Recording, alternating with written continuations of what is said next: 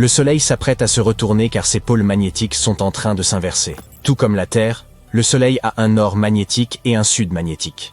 Toutefois, contrairement à notre planète, le processus d'inversion des pôles du Soleil est plus fréquent et plus facile à prédire.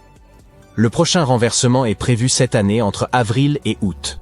Aussi apocalyptique que cela puisse sembler, vous n'avez pourtant pas à vous inquiéter. Si vous avez environ 30 ans, vous avez déjà éprouvé ce phénomène plus d'une fois, car le Soleil se renverse tous les 11 ans.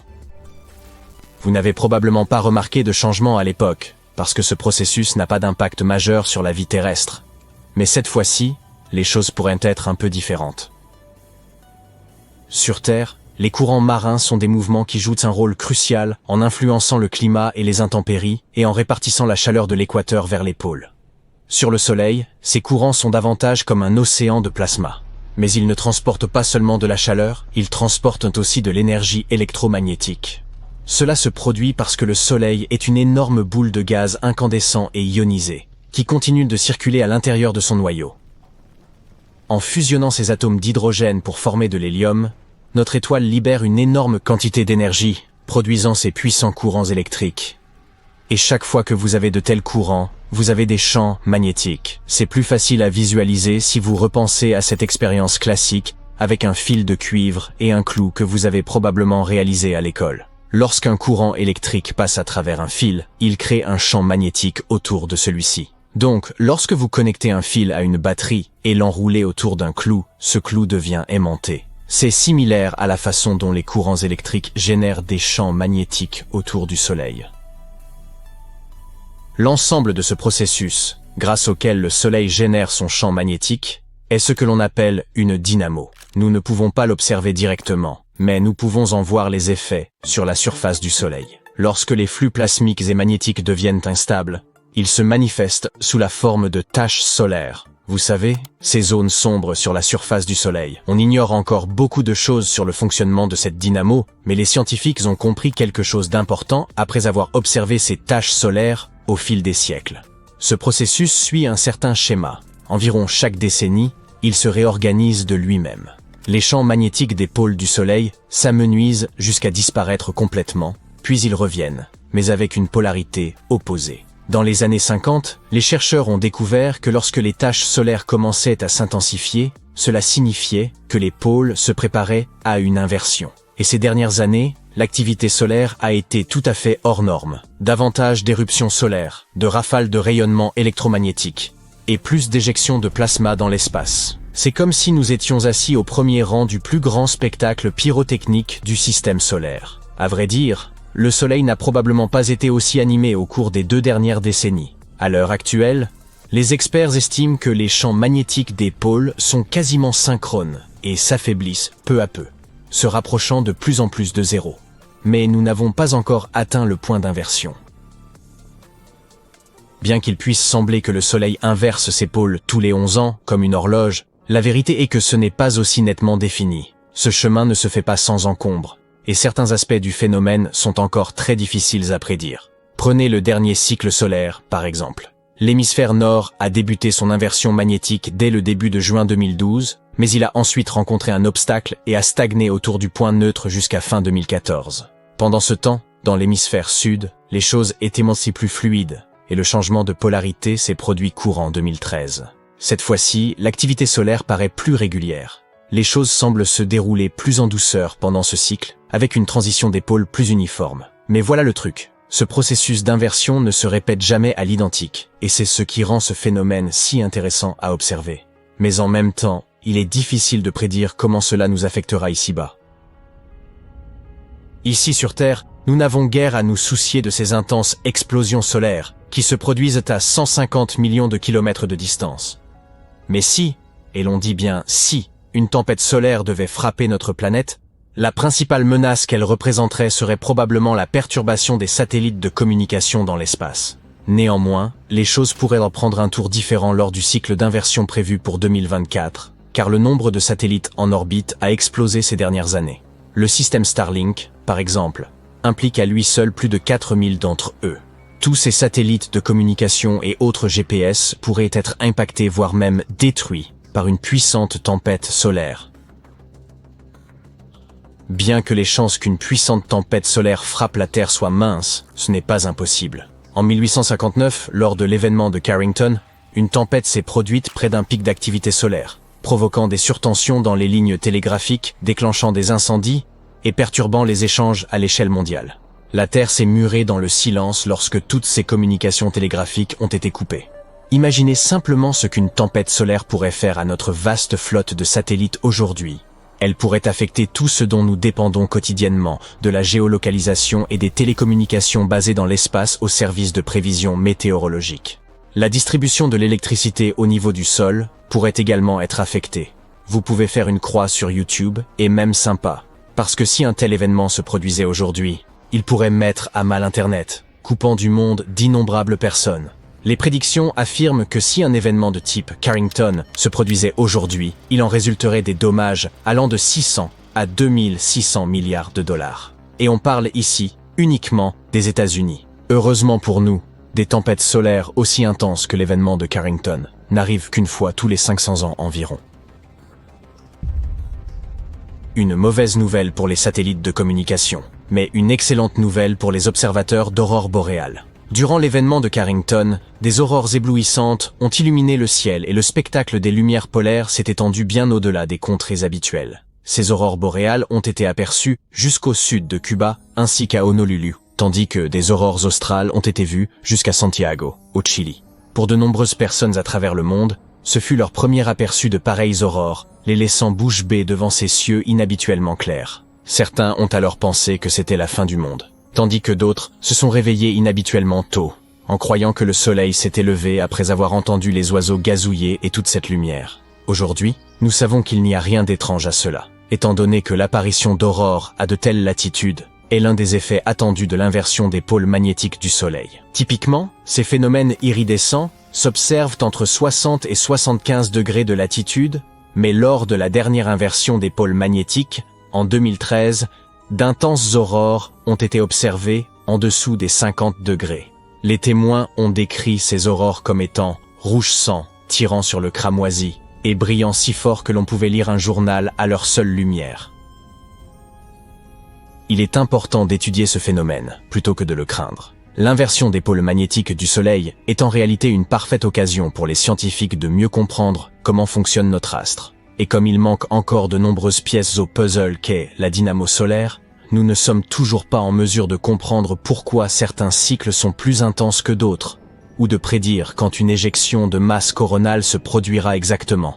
Mais être capable de les prédire devient de plus en plus crucial à mesure que nous nous aventurons dans l'espace. Plus il y a de gens en orbite autour de la Terre, plus ils sont exposés à ces fortes tempêtes solaires. C'est pourquoi la communauté scientifique cherche à prendre plus précisément quand une pareille tempête pourrait causer des dommages à nos vaisseaux et à nos stations spatiales. De plus, cela aiderait les météorologues à effectuer de meilleures prévisions, non seulement sur Terre, mais aussi dans l'espace.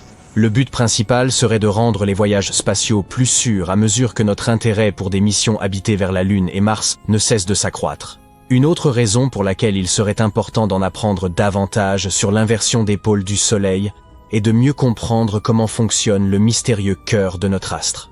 Cela pourrait en effet nous aider à mieux saisir l'aspect d'autres étoiles de l'univers et peut-être nous rapprocher de la réponse à l'ultime question. Que faisons-nous ici ? Il semblerait que les trous noirs ne soient peut-être pas aussi insaisissables que nous le pensions auparavant. Ils pourraient se dissimuler au sein même des étoiles. La masse additionnelle de certaines de ces étoiles, agissant comme des lanternes spatiales, pourrait expliquer des effets gravitationnels inhabituels dans l'univers, alors que on attribuait autrefois à la matière noire. Les trous noirs auxquels je fais référence pourraient être ceux, minuscules, qui sont apparus à l'aube des temps, lorsque l'univers était encore jeune. Ces trous noirs primordiaux pourraient encore se tapir dans le cœur d'étoiles géantes. Une équipe de scientifiques considère cette hypothèse comme plausible, et les astronomes pourraient détecter ces trous noirs piégés grâce aux vibrations qu'ils induisent à la surface des étoiles.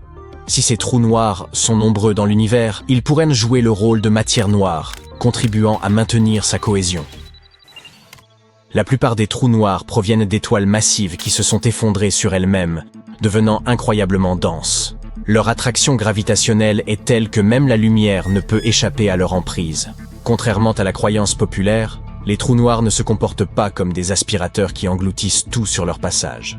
Ils n'absorbent que les objets qui s'approchent d'astres de très près, généralement ceux qui franchissent leur horizon des événements. Il s'agit d'un point de non-retour où toute évasion devient impossible. En 1971, le physicien de renom Stephen Hawking a proposé une origine alternative pour ces trous noirs. Selon lui, dans les premiers instants qui ont suivi le Big Bang, lorsque l'univers venait tout juste de naître, certaines régions d'une soupe dense de particules auraient pu atteindre une densité suffisante pour s'effondrer en trous noirs. Ces trous noirs dits primordiaux pourraient ne varier en taille, allant du microscopique au gigantesque. S'ils étaient suffisamment répandus et nombreux, ils pourraient agir comme de la matière noire, liant le cosmos par leur immense gravité. On estime, par ailleurs, que la matière noire représenterait environ 85% de la matière totale de l'univers. Les astronomes tentent de détecter les trous noirs primordiaux en recherchant les éclats qui surviendraient lorsqu'ils passent devant des objets distants et lumineux, amplifiant leur lumière comme le ferait une lentille. Cependant, ils n'en ont encore observé aucun. Si un trou noir primordial était extrêmement petit, avec une masse similaire à celle d'un astéroïde et un diamètre aussi infime qu'un atome d'hydrogène, les éclats produits ne seraient pas suffisamment brillants pour être détectés par nos instruments actuels. L'équipe qui étudie les trous noirs primordiaux a ensuite exploré les implications d'un univers où la matière noire serait constituée exclusivement de minuscules trous noirs. Ils ont conclu qu'un de ces petits trous noirs pourrait traverser le système solaire à n'importe quel moment. Certains pourraient même se retrouver piégés dans des nuages de gaz, participant ainsi à la formation de nouvelles étoiles et finissant par se nicher en leur centre. Les chercheurs ont ensuite construit le modèle d'un trou noir se trouvant au cœur d'une étoile, là où les atomes d'hydrogène fusionnent pour produire chaleur et lumière. Initialement, ils n'ont rien détecté d'inhabituel. Même le noyau d'une étoile, bien qu'extrêmement dense, est majoritairement composé de vide, rendant difficile pour un trou noir microscopique d'y trouver de la matière à consommer. Cela expliquerait pourquoi sa croissance serait extrêmement lente, au point qu'il pourrait lui falloir plus de temps que l'âge de l'univers pour engloutir une étoile entière. Mais que se passerait-il si un trou noir plus grand, avec une masse comparable à celle de Pluton ou de l'astéroïde Cérès, apparaissait au centre d'une étoile? Il pourrait croître en quelques centaines de millions d'années seulement. La matière stellaire spiralerait dans le trou noir, formant un disque chauffé par la friction, qui émettrait des radiations. Lorsque le trou noir atteindrait la taille de la Terre, il émettrait encore plus de radiations et brillerait intensément. Cela perturberait le noyau de l'étoile, qui deviendrait alors un objet alimenté par un trou noir plutôt que par la fusion nucléaire. Ces objets ont été nommés des étoiles de Hawking. Pour se refroidir, l'enveloppe extérieure d'une étoile de Hawking se transformerait en une géante rouge, une phase que notre Soleil est destiné à connaître en vieillissant. Cependant, une géante rouge abritant un trou noir primordial au centre serait moins chaude que celle qui aurait atteint ce stade par des moyens conventionnels. Ces étoiles sont connues sous le nom de traînardes rouges.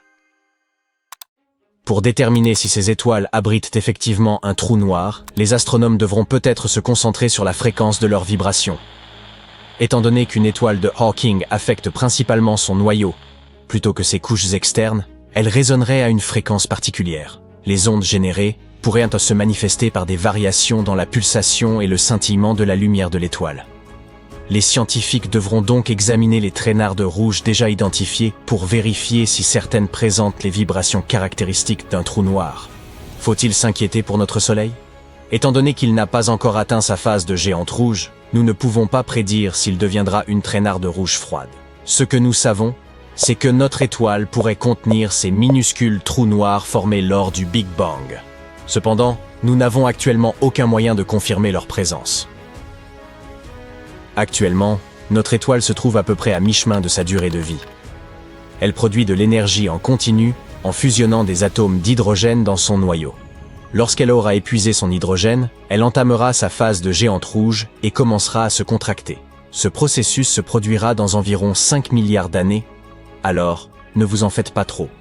Et cette phase durera environ 1 milliard d'années avant que l'étoile ne consomme ses matériaux fusibles et perde ses couches externes. Elle laissera derrière elle une petite naine blanche, ayant une masse équivalente à la moitié de celle du Soleil et une taille comparable à celle de notre planète. Dans certains cas, Lorsqu'un noyau stellaire s'effondre complètement sous l'effet de la gravité, il peut se transformer en trou noir. Cependant, ce n'est pas le destin qui attend notre Soleil. Le fait est qu'il ne dispose pas d'une masse suffisante pour devenir un trou noir. Plusieurs facteurs peuvent influencer la capacité d'une étoile à se transformer en trou noir, tels que sa composition, sa rotation et les processus évolutifs auxquels elle est soumise. Toutefois, la condition principale demeure une masse adéquate. Les étoiles ayant une masse 20 à 25 fois supérieure à celle du Soleil peuvent potentiellement subir l'effondrement gravitationnel nécessaire pour devenir des trous noirs. En d'autres termes, le Soleil est trop petit pour se transformer en trou noir. Mais que se passerait-il si cela arrivait? On pourrait penser que si le Soleil devenait un trou noir, notre planète serait inévitablement attirée vers lui. Néanmoins, il est important de se rappeler que les trous noirs ne fonctionnent pas comme de gigantesques aspirateurs spatiaux en attente de nouveaux objets à engloutir. Les trous noirs ne possèdent pas une force gravitationnelle supplémentaire au-delà de celle générée par leur incroyable masse. Ainsi, même si le Soleil se transformait en trou noir, ce qui est impossible, ce trou aurait toujours la même masse que notre étoile actuelle. L'orbite de la Terre autour de ce trou noir nouvellement formé ne serait donc pas altérée. Mais de nombreux autres aspects changeraient radicalement. Le Soleil, qui mesure actuellement environ 696 340 km de rayon, rétrécirait à un rayon de seulement 3 km. Vous ne vous inquiéteriez pas vraiment de l'absence de la brillante sphère jaune dans le ciel, car d'autres problèmes beaucoup plus urgents vous préoccuperaient. Notre planète perdrait sa principale source de chaleur, nous plongeant dans une obscurité glaciale. Sans cette source d'énergie, la photosynthèse s'arrêterait immédiatement, perturbant ainsi l'ensemble des chaînes alimentaires. En fin de compte, la vie sur Terre serait complètement éradiquée. Mais rassurez-vous, notre planète stérile et aride continuerait de suivre son orbite. C'est le principal, non?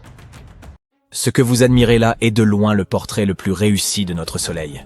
Heureusement, notre étoile mère, vieille de 4 milliards et demi d'années, n'a pas utilisé de maquillage pour arranger son teint avant cette séance photo, et nous pouvons maintenant étudier sa surface en détail. Ce cliché emblématique a été pris en mars 2022. La NASA voulait acquérir une meilleure compréhension du comportement de notre astre et de son impact sur la vie terrestre, et envisager le futur de nos technologies spatiales, bien entendu. Pour ce faire, on a lancé le satellite de la mission d'observatoire de la dynamique solaire, ou SDO, en février 2010. Cette séance photo légendaire a donc eu lieu 12 ans plus tard, lorsque le SDO était à mi-chemin entre la Terre et le Soleil. Les chercheurs ont dû assembler 25 images individuelles à la façon d'un puzzle. Ainsi, l'image finale contient 83 millions de pixels. Et oui, cette résolution est environ 10 fois supérieure à celle de l'écran de votre téléviseur 4K dernier cri. Regardez cet incroyable motif qui rappelle la croûte d'un biscuit. Habituellement, la surface étincelante du Soleil nous la cache lorsque nous observons l'étoile depuis la Terre. Heureusement, la NASA a exploré cette lumière au-delà du spectre observable, ce qui lui a permis de découvrir des détails invisibles du visage de notre Soleil. Lorsque l'on ajuste un selfie avec des filtres et des effets, on peut obtenir des portraits complètement différents, mettant en évidence différentes parties de notre visage, même celles que nous ne savions même pas exister. Le même principe s'applique ici. Chacune de ces boules de plasma est la même photo du Soleil, saisie à différentes longueurs d'onde électromagnétiques. Les taches et les motifs révélés peuvent nous aider à comprendre un peu mieux les événements qui se produisent sous de la peau de notre étoile. À la vitesse de la lumière, désigne généralement quelque chose d'extrêmement rapide. Pourtant, ce rayon rose doré qui caresse votre joue à l'aube a parcouru un long chemin et est incroyablement vieux à l'échelle humaine. Les photons générés par le noyau du Soleil mettent entre 10 000 et 170 000 ans pour traverser l'atmosphère de l'étoile, puis environ 8 minutes de plus pour atteindre la Terre. Explorons donc pourquoi cela leur prend aussi longtemps. Notre visite débute par la couche supérieure de l'atmosphère du Soleil. Vous voyez ces divinités solaires dans les peintures et les pièces de théâtre de l'ère baroque?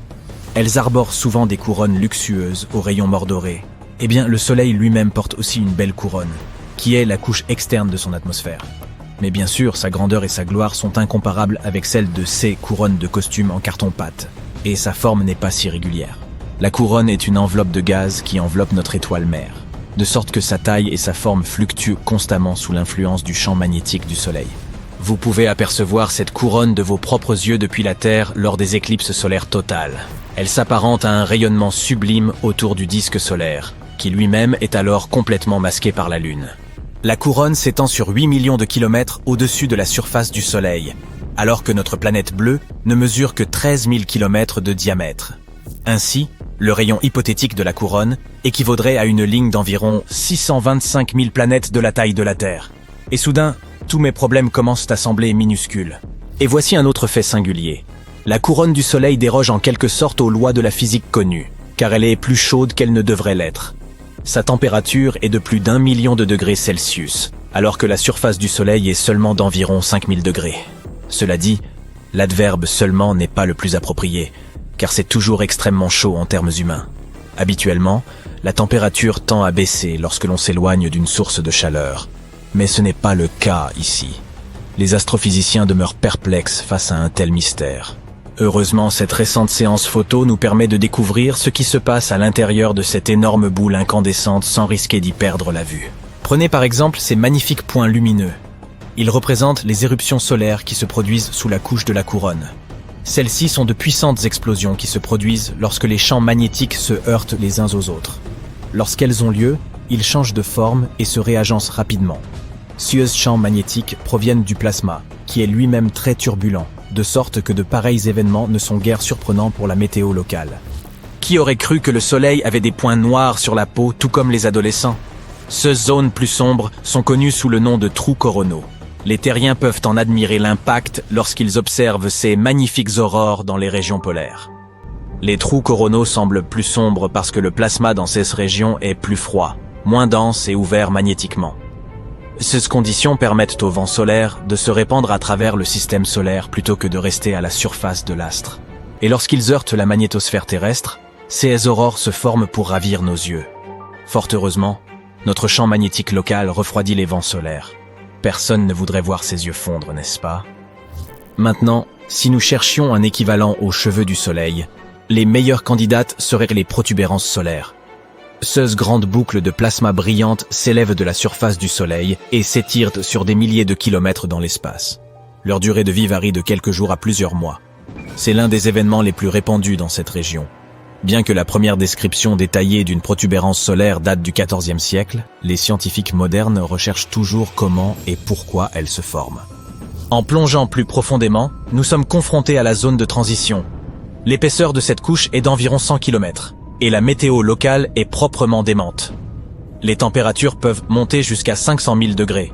Cette zone de transition se situe entre la couronne et l'ultime région de l'atmosphère du Soleil, que l'on appelle la chromosphère. En parlant de ça, c'est justement notre prochain arrêt.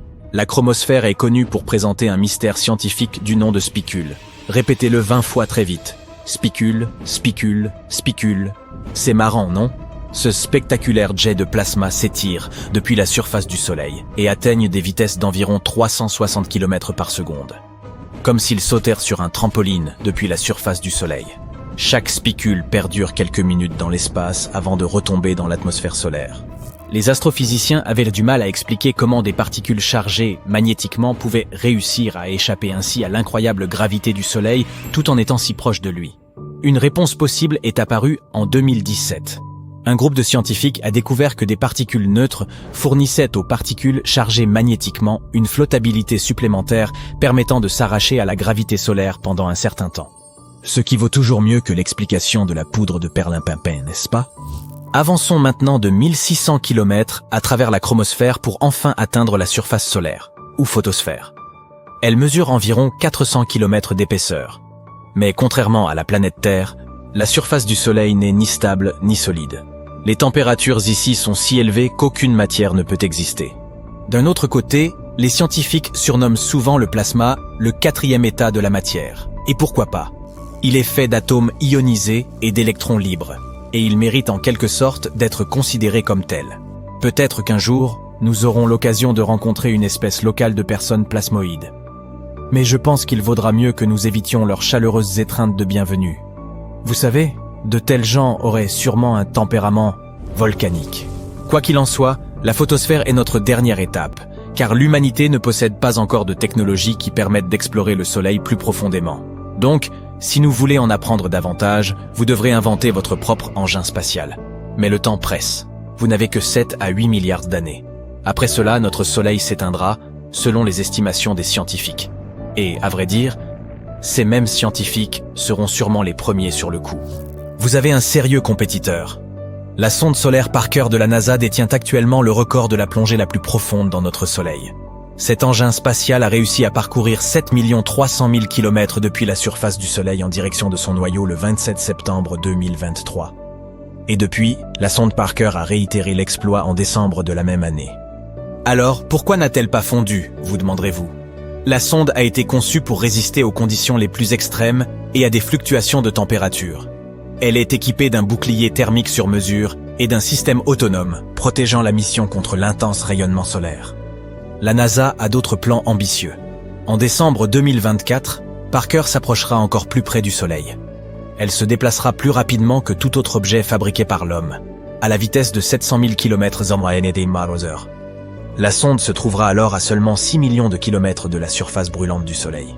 C'est pratiquement comme atterrir sur une étoile. Les astronomes ont déjà comparé ce prochain jalon à notre premier alunissage. Enfin, il vaudrait probablement mieux que nous atterrissions de nuit.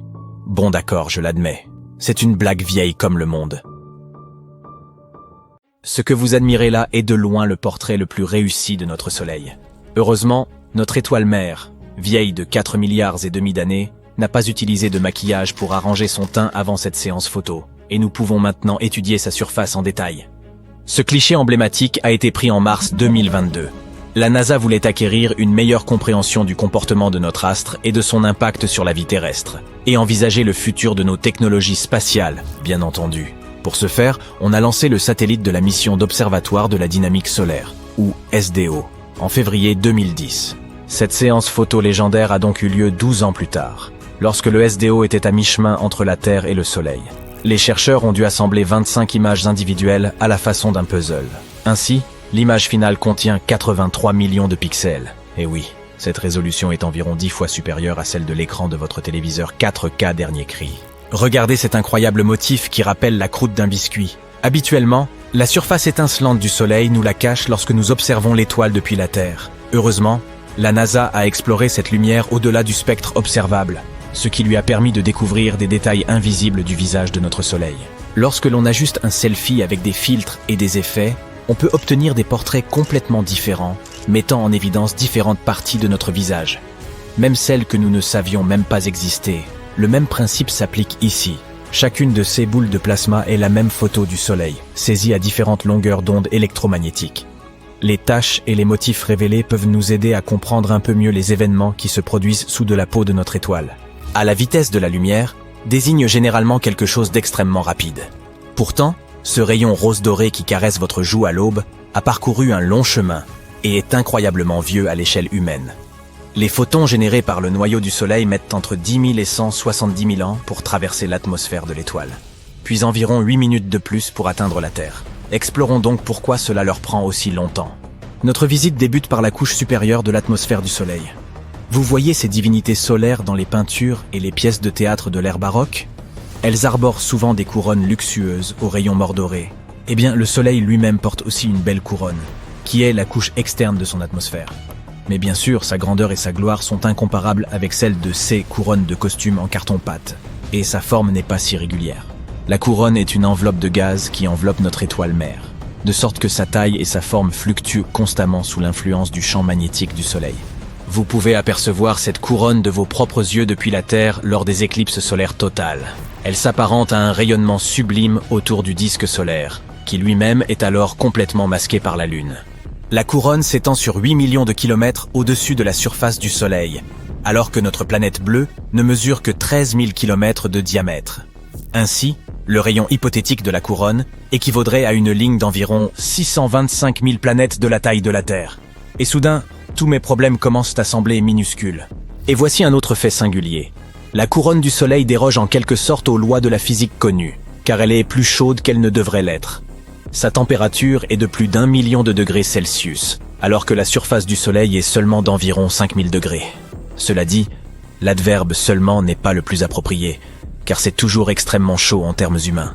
Habituellement, la température tend à baisser lorsque l'on s'éloigne d'une source de chaleur.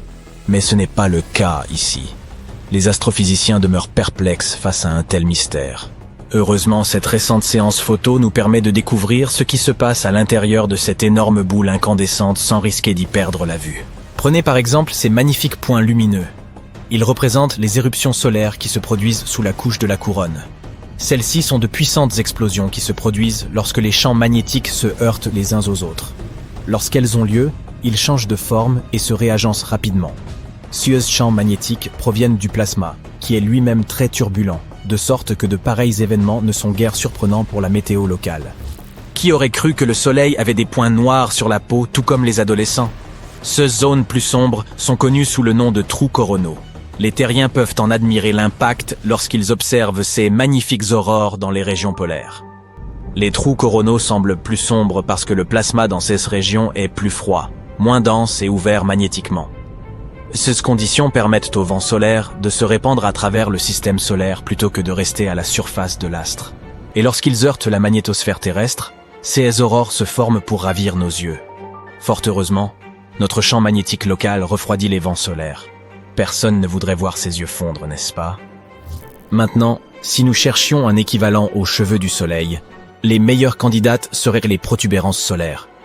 Ces grandes boucles de plasma brillantes s'élèvent de la surface du soleil et s'étirent sur des milliers de kilomètres dans l'espace. Leur durée de vie varie de quelques jours à plusieurs mois. C'est l'un des événements les plus répandus dans cette région.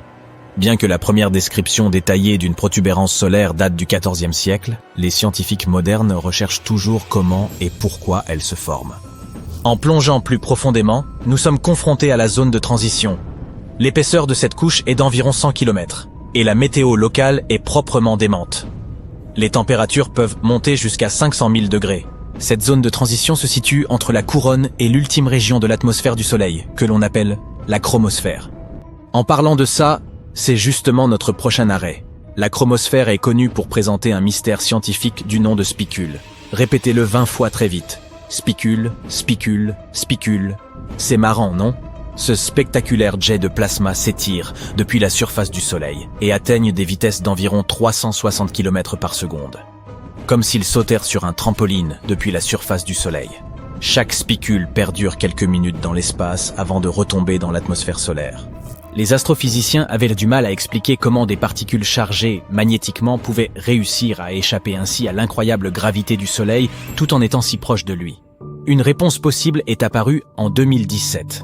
Un groupe de scientifiques a découvert que des particules neutres fournissaient aux particules chargées magnétiquement une flottabilité supplémentaire permettant de s'arracher à la gravité solaire pendant un certain temps. Ce qui vaut toujours mieux que l'explication de la poudre de perlimpinpin, n'est-ce pas? Avançons maintenant de 1600 km à travers la chromosphère pour enfin atteindre la surface solaire, ou photosphère. Elle mesure environ 400 km d'épaisseur. Mais contrairement à la planète Terre, la surface du Soleil n'est ni stable ni solide. Les températures ici sont si élevées qu'aucune matière ne peut exister. D'un autre côté, les scientifiques surnomment souvent le plasma le quatrième état de la matière. Et pourquoi pas? Il est fait d'atomes ionisés et d'électrons libres. Et il mérite en quelque sorte d'être considéré comme tel. Peut-être qu'un jour, nous aurons l'occasion de rencontrer une espèce locale de personnes plasmoïdes. Mais je pense qu'il vaudra mieux que nous évitions leurs chaleureuses étreintes de bienvenue. Vous savez, de tels gens auraient sûrement un tempérament volcanique. Quoi qu'il en soit, la photosphère est notre dernière étape, car l'humanité ne possède pas encore de technologies qui permettent d'explorer le Soleil plus profondément. Donc, si nous voulons en apprendre davantage, vous devrez inventer votre propre engin spatial. Mais le temps presse. Vous n'avez que 7 à 8 milliards d'années. Après cela, notre Soleil s'éteindra, selon les estimations des scientifiques. Et, à vrai dire, ces mêmes scientifiques seront sûrement les premiers sur le coup. Vous avez un sérieux compétiteur. La sonde solaire Parker de la NASA détient actuellement le record de la plongée la plus profonde dans notre Soleil. Cet engin spatial a réussi à parcourir 7 300 000 km depuis la surface du Soleil en direction de son noyau le 27 septembre 2023. Et depuis, la sonde Parker a réitéré l'exploit en décembre de la même année. Alors, pourquoi n'a-t-elle pas fondu, vous demanderez-vous? La sonde a été conçue pour résister aux conditions les plus extrêmes et à des fluctuations de température. Elle est équipée d'un bouclier thermique sur mesure et d'un système autonome, protégeant la mission contre l'intense rayonnement solaire. La NASA a d'autres plans ambitieux. En décembre 2024, Parker s'approchera encore plus près du Soleil. Elle se déplacera plus rapidement que tout autre objet fabriqué par l'homme. à la vitesse de 700 000 km/h. La sonde se trouvera alors à seulement 6 millions de kilomètres de la surface brûlante du Soleil. C'est pratiquement comme atterrir sur une étoile. Les astronomes ont déjà comparé ce prochain jalon à notre premier alunissage. Enfin, il vaudrait probablement mieux que nous atterrissions de nuit. Bon d'accord, je l'admets. C'est une blague vieille comme le monde. D'où nous nous trouvons, le Soleil semble très calme et paisible, mais comme les êtres humains, et tous les êtres vivants de la planète d'ailleurs, le Soleil possède ses propres phases et entre parfois en activité. Les conséquences sont bien plus importantes et chaotiques lorsque le Soleil devient hyperactif. Zoomons pour voir ce qui se passe là-haut. L'une des façons de mesurer l'activité de notre étoile est de compter les taches solaires à sa surface. Les taches solaires sont des zones sombres qui se forment lorsque le champ magnétique du Soleil est soumis à une forte activité. C'est simple, plus il y a de taches solaires, plus l'activité du Soleil est intense. Et il semble que le Soleil ait fait la fête comme jamais ces derniers temps. Le nombre de taches solaires observées par les scientifiques est le plus élevé observé depuis près de 21 ans. En juin, 163 taches solaires sont apparues à la surface du Soleil. La dernière fois qu'autant de zones sombres ont été dénombrées sur le Soleil, c'était en septembre 2002, avec 187 taches. Oh, il semblerait que cette fête chaotique se rapproche doucement de son point maximal, ce que l'on appelle le maximum solaire. Comment tout cela se produit-il ? Le champ magnétique du Soleil est puissant et organisé d'une certaine manière. Néanmoins, comme nous l'avons dit précédemment, il arrive parfois que tout s'en mêle, un peu comme une boule d'élastique, qui se retient tous ensemble, très étroitement. Lors de ces périodes, cela signifie que le plasma semble éclater et former des boules. On les appelle éruptions solaires et éjections de masse coronale, EMC. Ces balles de plasma produites dans la couronne solaire, atmosphère externe du Soleil. Puis, à un moment donné, au moment où l'activité du cycle solaire atteint un pic, le champ magnétique change de polarité. Le pôle nord et le pôle sud de l'astre s'intervertissent. Tout cela se produit tous les 11 ans, ou à peu près. Ainsi, lorsque le Soleil entre dans cette phase où il devient très actif, il projette des bulles de plasma chaudes, taches sombres aussi grandes que des planètes, et libère de puissantes éruptions d'énergie et de radiation. Lorsque l'activité du Soleil devient de plus en plus intense, il se passe quelque chose de fascinant. Une proéminence de la couronne polaire, PCP, phénomène parfois appelé cascade de plasma. Il s'agit d'une mini-éruption de plasma qui se déclenche sur le Soleil et qui semble vouloir fuir, mais le champ magnétique du Soleil l'attire avant qu'elle ne puisse s'échapper dans l'espace. Cette cascade de plasma est vraiment spectaculaire. Elle peut s'élever jusqu'à 32 000 km au-dessus de la surface. C'est comme si vous empiliez 8 terres l'une sur l'autre. Ensuite, il y a ce qu'on appelle un vortex polaire. Il s'agit d'un gigantesque halo de plasma qui tourne très rapidement autour du pôle nord du Soleil. Ce tourbillon se forme lorsqu'un grand filament de plasma se détache et tourne avant de retomber vers la surface, un peu comme une cascade de plasma. Les scientifiques ne savaient pas pourquoi ce plasma reste si longtemps au-dessus de la surface du Soleil. Parmi les exemples d'éjection de masse les plus intéressants, il convient de citer une EMC géante en forme de papillon en mars de cette année. La forme inhabituelle détectée s'explique par le fait qu'elle a explosé du côté du Soleil que nous ne pouvions pas voir, de sorte qu'il était impossible de bien observer et d'en mesurer pleinement la force.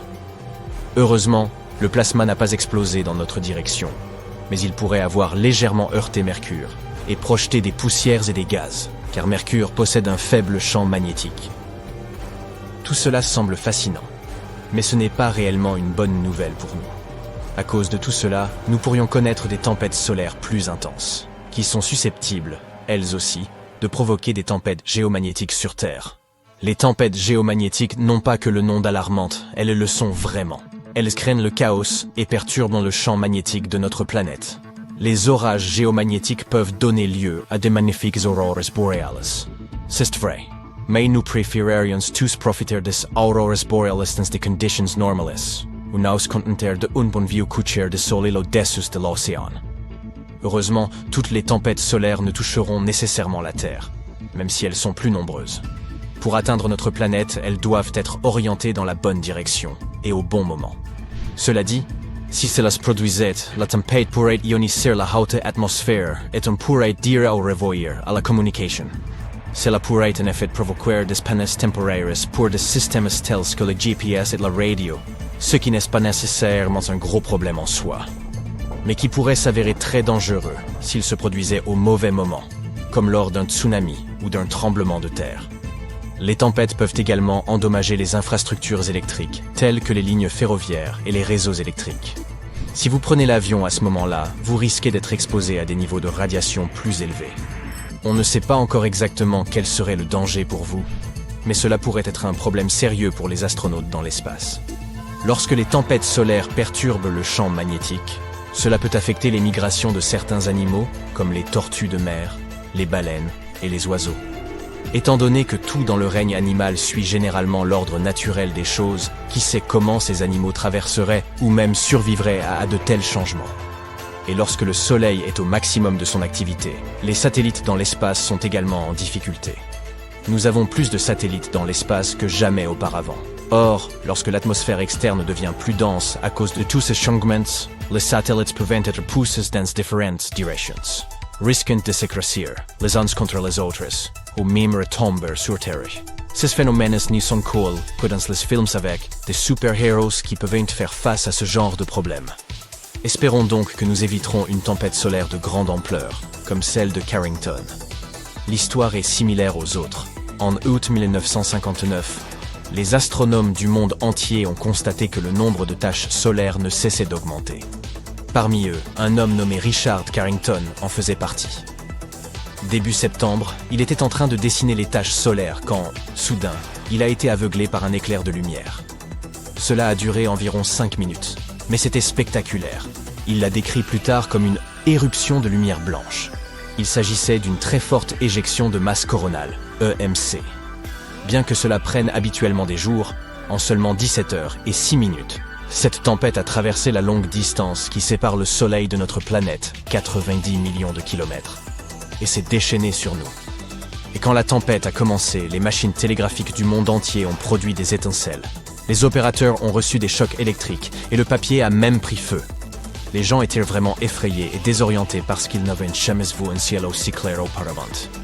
Certains ont même cru que c'était la fin du monde. Le lendemain, les télégraphistes n'y pouvaient toujours pas travailler correctement car l'atmosphère terrestre était encore chargée.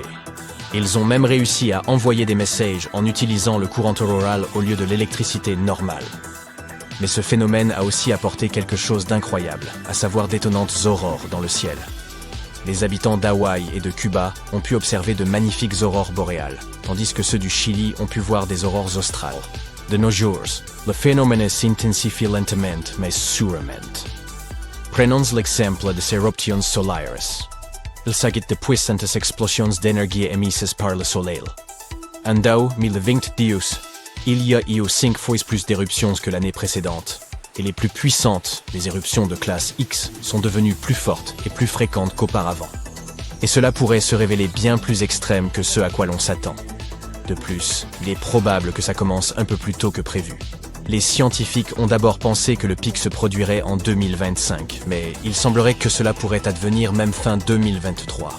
Si une tempête solaire nous frappait directement, nous ne pourrons pas nous protéger complètement, mais nous pourrions tout de même prendre certaines mesures, comme faire garder les avions au sol, ajuster les trajectoires des satellites dans l'espace et protéger les infrastructures vulnérables. Pour ce faire, nous avons besoin de meilleures prévisions météorologiques solaires afin de nous préparer au pire. Tout cela peut sembler de mauvais augure à première vue, mais ne vous inquiétez pas. Les éruptions solaires ne détruiront pas notre planète. Elles envoient des matériaux solaires chargés d'énergie vers nous à des vitesses assez élevées. C'est un fait. Mais nous ne serions pas complètement perdus si ces phénomènes nous touchaient. Notre planète ne nous laisserait pas sans protection. Notre atmosphère et notre champ magnétique nous protégeraient encore relativement bien. Notre épaisse atmosphère fait office de bouclier qui bloque les radiations susceptibles de nous nuire.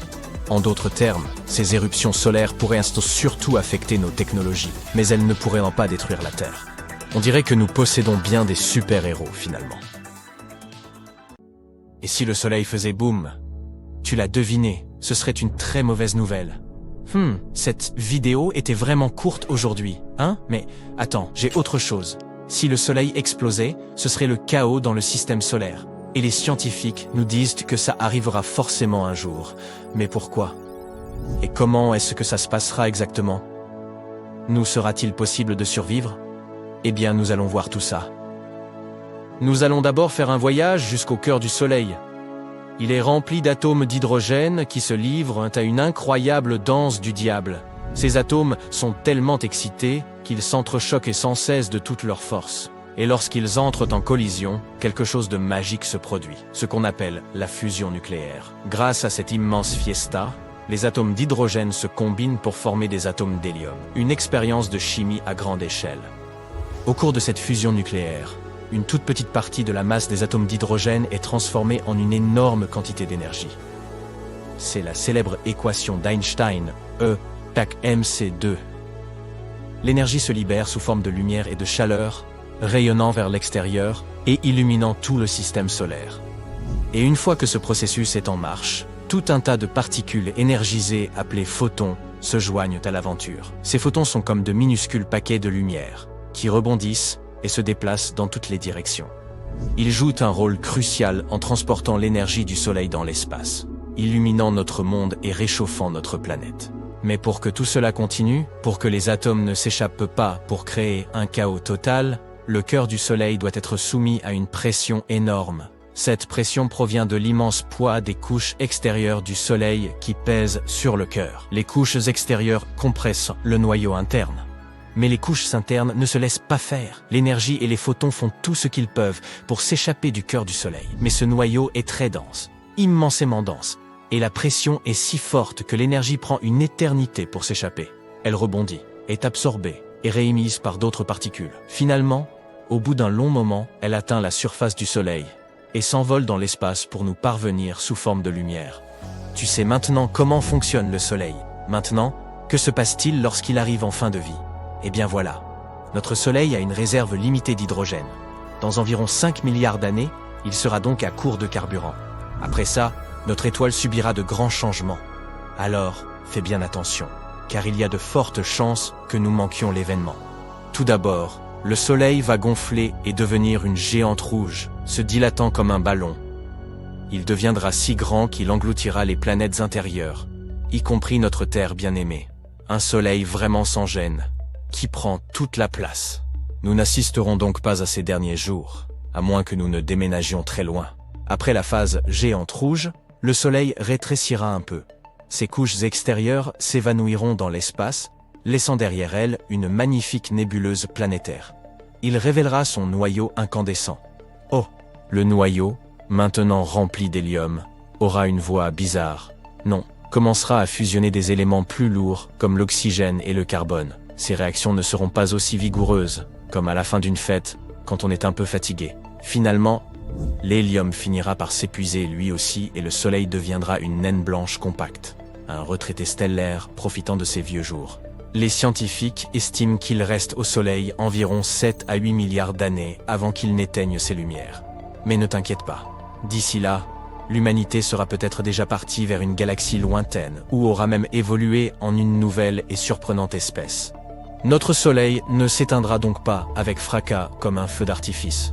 Il n'est pas assez gros pour devenir une supernova ou un trou noir. Ces superstars de l'espace ont besoin d'une masse bien plus importante que notre Soleil pour advenir.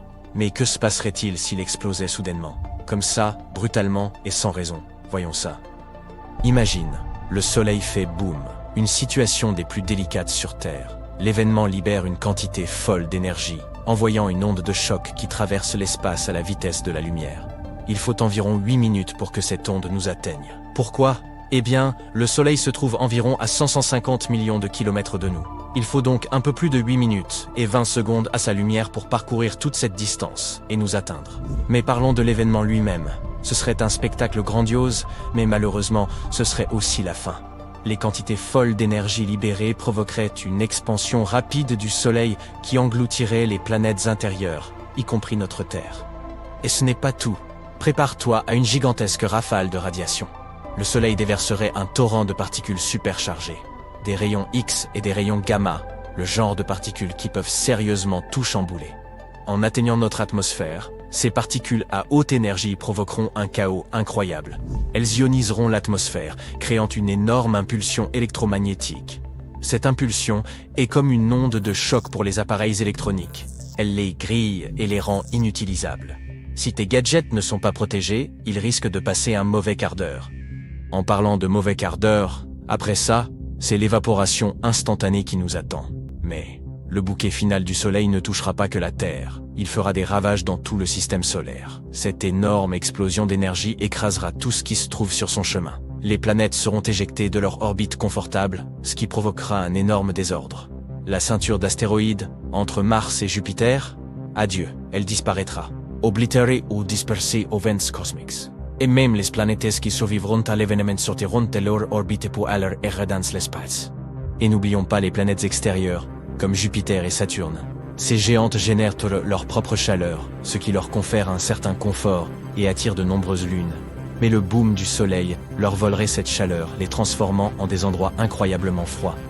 Maintenant que nous avons parlé de la catastrophe que cela représenterait pour le système solaire, posons la question suivante. L'humanité peut-elle s'en sortir? La réponse courte est non, ce n'est pas possible. Tout serait anéanti, sauf peut-être quelques bactéries discrètes cachées dans l'ombre. Mais dans le cas inimaginable où le Soleil nous aurait prévenus à l'avance, nous pourrions avoir une chance de nous en tirer. Si nous étions informés et que nous disposions d'assez de temps pour nous préparer, nous pourrions activer notre mécanisme de survie. Qu'est-ce que ça veut dire?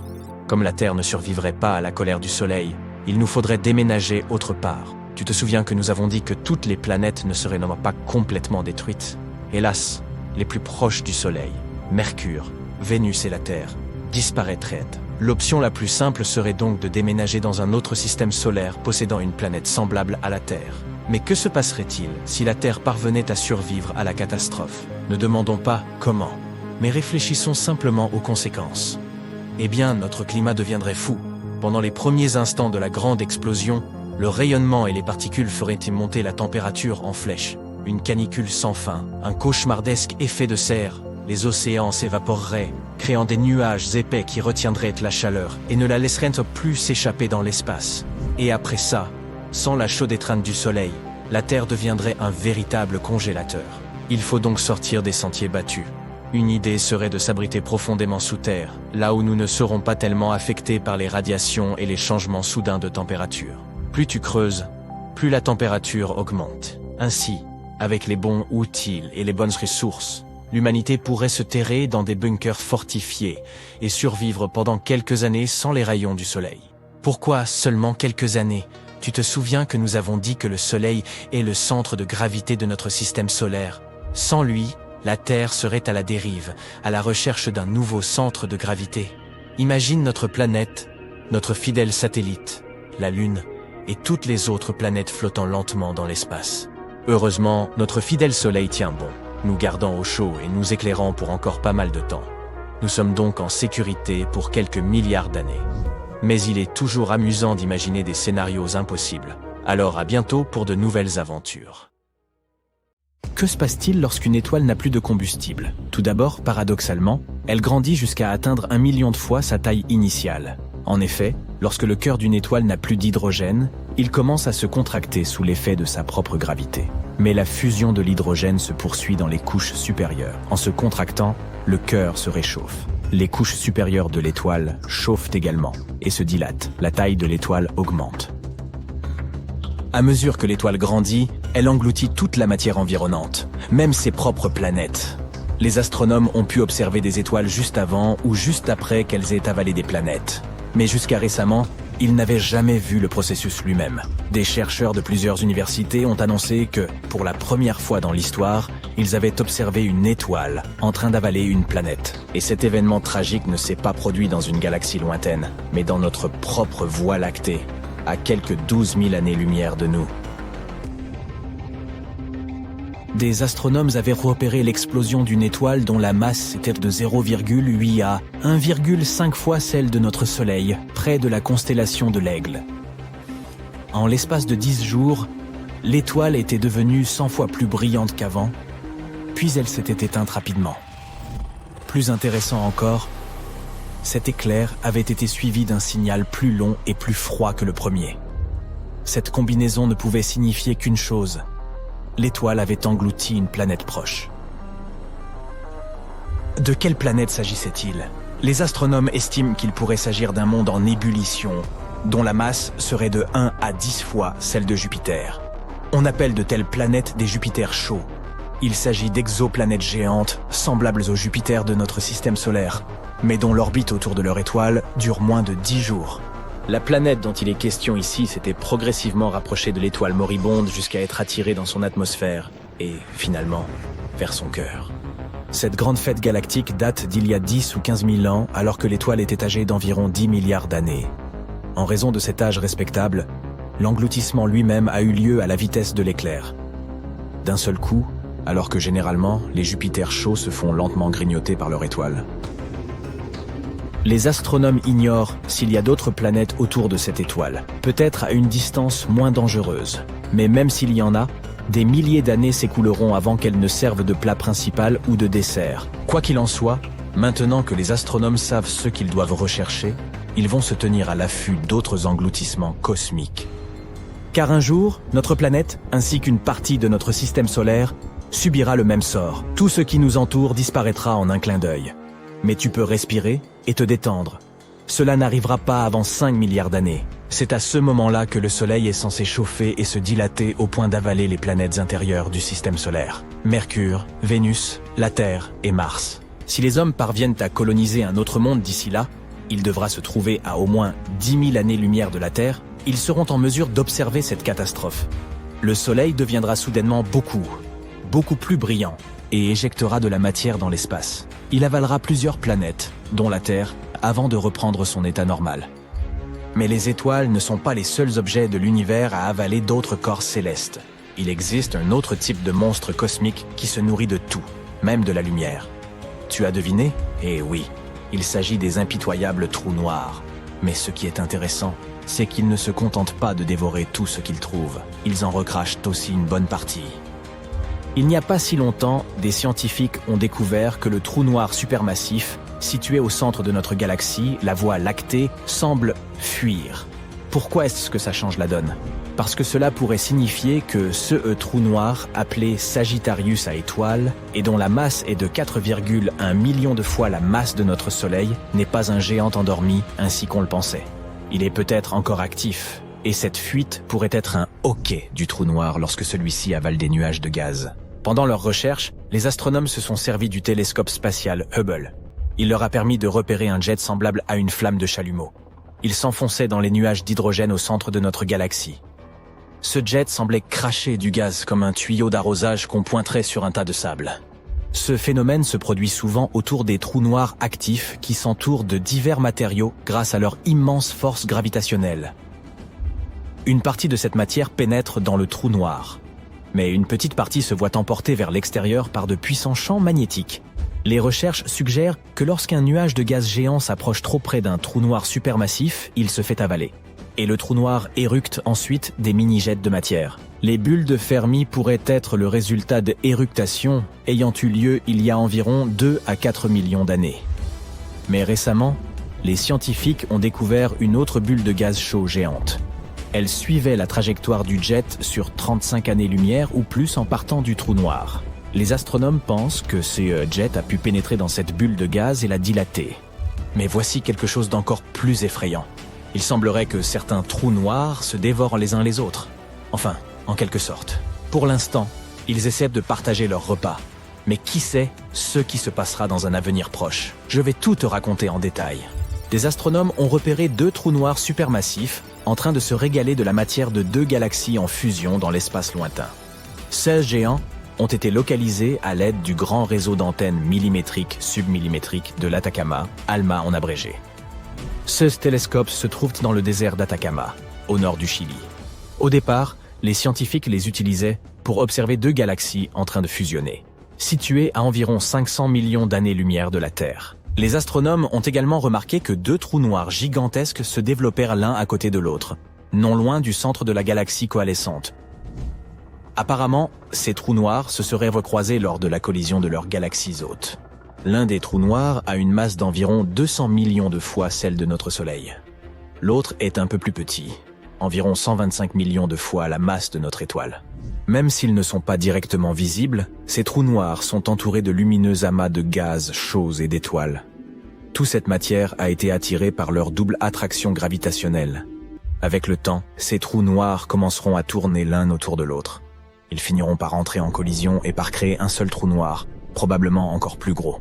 Les scientifiques ont observé ces trous noirs sur différentes longueurs d'onde et sont parvenus à la conclusion qu'ils sont tout à fait uniques. Ils sont situés plus près l'un de l'autre que ceux que les astronomes avaient prévus. La distance qui les sépare n'est que de 750 années-lumière, ce qui, d'un point de vue astronomique, est tout simplement la porte à côté. Et cette distance est proche de la limite de ceux que les technologies modernes peuvent détecter. Notons au passage que ces fusions gigantesques sont plus typiques des galaxies lointaines. Il est donc plus difficile pour les télescopes terrestres de les observer. Mais la sensibilité de l'ALMA a permis aux astronomes de surveiller ces régions lumineuses et compactes où la matière tourbillonne autour des trous noirs. Imagine un peu la surprise des chercheurs lorsque, au lieu d'un seul trou noir, ils en ont vu deux et qu'ils se nourrissaient de toute la poussière et du gaz soulevés par l'énorme fusion. L'aspect le plus important de cette découverte est qu'elle pourrait signifier que de tels duos sont beaucoup plus courants que nous ne le pensions auparavant. Et s'ils sont fréquents, il nous sera plus facile d'étudier les ondes gravitationnelles générées par ce genre de collision. Ces ondes sont également connues sous le nom d'ondulation de l'espace-temps. Mais sache qu'il faudra encore peut-être plusieurs centaines de millions d'années avant que ces deux trous noirs récemment découverts ne s'écrasent l'un contre l'autre. En observant leur comportement, toutefois, les scientifiques peuvent déterminer combien de trous noirs binaires sur le point d'entrée en collision existent dans l'univers.